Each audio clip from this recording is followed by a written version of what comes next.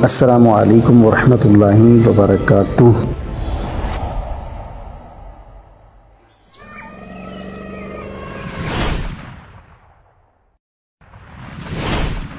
حضور اکرم صلی اللہ تعالی علیہ وآلہ وسلم تمام جانوروں کی بولیاں جانتے تھے۔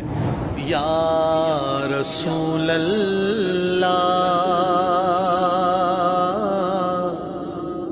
جانور بھی انسانوں کی طرح اپنی فریادیں بارگاہ مصطفیٰ صلی اللہ علیہ وسلم میں لے کر آتے تھے۔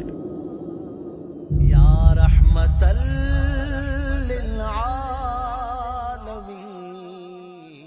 فتح خیبر کے بعد ایک گدھے نے حضور اکرم صلی اللہ علیہ وسلم سے اس طرح باتیں کی کہ اللہ نے میرے باپ داداؤں کی نسل سے 60 ایسے دراز گوش پیدا فرمائے ہیں جن پر صرف انبیاء کرام علیہ السلام نے ہی سواری کی ہے۔ میری نسل میں میرے سوا کوئی باقی نہیں، اور آپ کے بعد کوئی بھی نبی اب نہیں آئے گا، تو میں چاہتا ہوں کہ آپ صلی اللہ علیہ وسلم میری سواری فرمائیں۔ پھر حضور صلی اللہ علیہ وسلم نے اس پر سواری فرمائی۔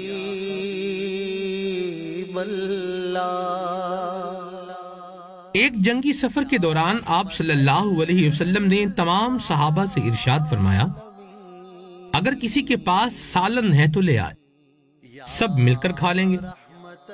تو صحابہ کرام علیہ رضوان نے عرض کی کہ کسی کے پاس سالن موجود نہیں ہے۔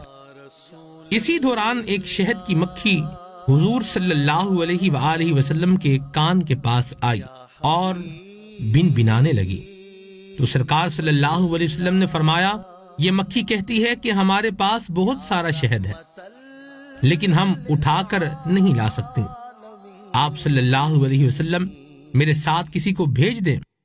پھر پیارے آقا صلی اللہ علیہ وآلہ وسلم نے ایک صحابی کو بھیجا اور وہ شہد لے کر حاضر ہو گئے۔ ایک دیہاتی کچی مچھلی لے کر حضور صلی اللہ علیہ وسلم کی بارگاہ میں آیا اور کہنے لگا کہ 3 دن سے اس مچھلی کو پکا رہا ہوں مگر اس پر ہے کہ آگ اثر ہی نہیں کر رہی۔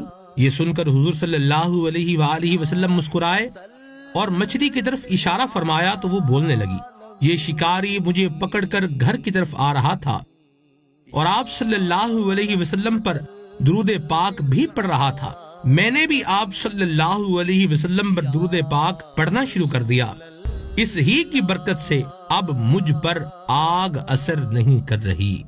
ایک دیہاتی نے حضور صلی اللہ علیہ وسلم سے کہا کہ میری یہ گوہ جب تک آپ کے سچے نبی ہونے کی گواہی نہ دے گی میں ایمان نہیں لاؤں گا۔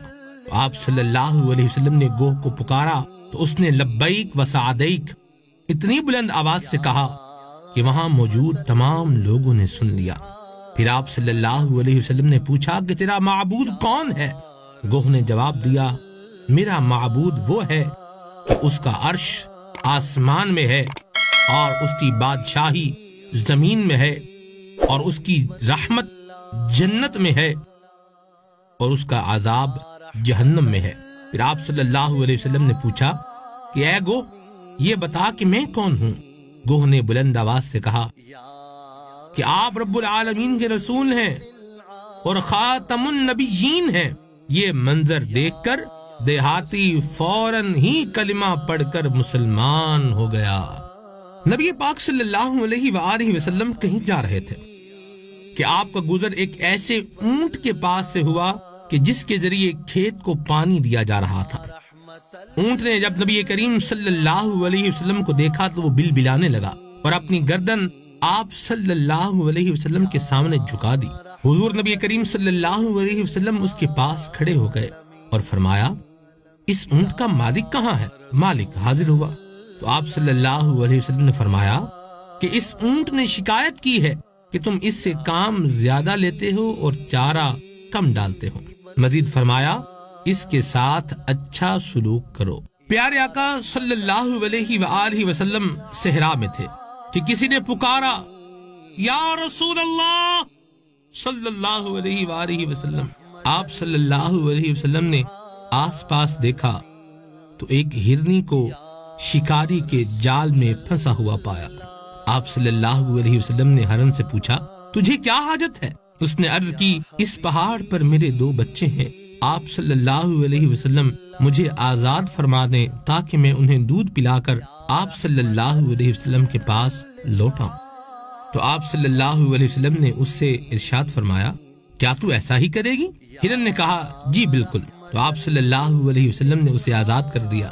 وہ چلی گئی اور اپنے بچوں کو دودھ پلا کر لوٹ آئی۔ تو آپ صلی اللہ علیہ وسلم نے اسے دوبارہ باندھ دیا۔ شکاری یہ دیکھ کر بڑا حیران ہوا اور اس نے پیارے آقا صلی اللہ علیہ وسلم کے فرمانے پر اس ہرنی کو آزاد کر دیا۔ ہرنی جاتے ہوئے پڑھ رہی تھی اشہد اللہ الہ الا اللہ وانک رسول اللہ۔ صحابی فرماتے ہیں کہ ہم نبی کریم صلی اللہ علیہ وسلم کے ساتھ ایک سفر میں تھے۔ آپ کسی وجہ سے ہم سے الگ ہوئے تو ہم نے ایک چڑیا دیکھی جس کے 2 بچے تھے، ہم نے انہیں پکڑ لیا۔ چڑیا آئی اور پھڑ پھڑانے لگی۔ نبی کریم صلی اللہ علیہ وسلم جب دوبارہ تشریف لائے تو فرمایا کسی نے اس کے بچوں کے معاملے میں اسے تکلیف پہنچائی ہے، اس کے بچے اسے لوٹا دو۔ رحمت للعالمین۔